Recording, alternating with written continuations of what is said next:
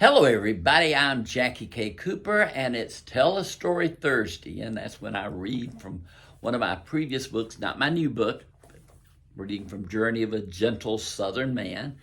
And this story that I'm going to read today is called Holidays Just Aren't for Everybody.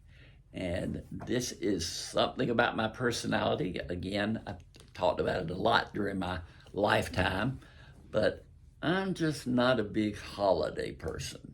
So we'll read all about it with Holidays Just Aren't for Everybody.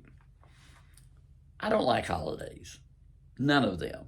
Halloween, Thanksgiving, 4th of July, Christmas, none of them. Now, before you get your dander up, let me quickly say I appreciate the religious significance of Christmas and the patriotic meaning of the 4th of July. I'm not against what these days represent. I just don't like holidays. Over the years, it's been brought to my attention that Christmas time affects many people in a negative way. Many people get depressed during this time of the year, and supposedly the suicide rate goes up. I don't get suicidal, and I don't get overly depressed. I just tend to want isolation. From my earliest memory, I didn't get excited much about the idea of Christmas. Now, I like toys as much as the next kid, but I didn't want them given to me on Christmas. I wanted them all during the year. When my mother would ask me to make out a list for Santa, I always put down that I wanted a surprise.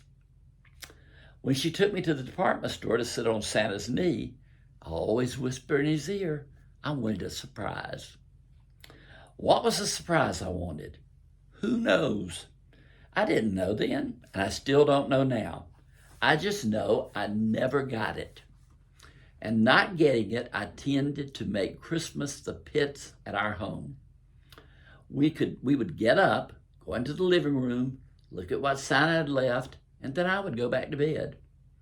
It only took a moment for me to see I had not gotten my surprise. I would go back to bed, my mother would cry, my father would be disgusted, and my brother would go on and on about what we had gotten. He had the perfect Christmas gratitude spirit, and it used to make me nauseous. Eventually, I got old enough to act like I had a semblance of good sense. I went through the ritual of opening my presents and oohing and eyeing over them, but in her eyes, I could see that my mother knew. I never got my surprise.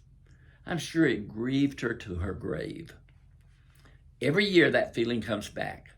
I long for that great unknown gift that is out there somewhere, but I also know that it will never come true for me. Thankfully, my wife and my kids don't ask for the big surprise for Christmas. It would kill me to think that they wanted something that I could not give to them. Better for me to have this tiny ache than them. I guess when I was being created, that lack of holiday spirit was given to me as one of my crosses to bear. But in all honesty, it bothers others much more than it does me. I don't get my surprise, but it doesn't really disappoint me. It doesn't disappoint me that much as I never expected to get it anyway. I know that it's complex, but that is the way it is. There are a lot of people I've run into during my lifetime who share this lack of holiday fervor. They have been loath to admit it, but it eventually comes out. I have one particular friend who is worse at it than I am. She always calls up a few days before the holiday to ask how I'm doing and to report her status to me. We give each other that standard pep talk about how we owe it to our families not to hibernate in our rooms, which is what we would both do until the holiday is over if we had our way. Now that I've confessed all this, I guess you will doubt any time I wish you a Merry Christmas. But it's true. I do.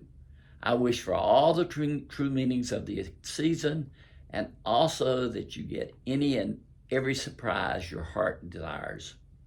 Just because I doubt that my surprise actually exists doesn't mean that yours won't eventually arrive. That's my story about me and the holidays. This has been Jackie K. Cooper sending love and hope.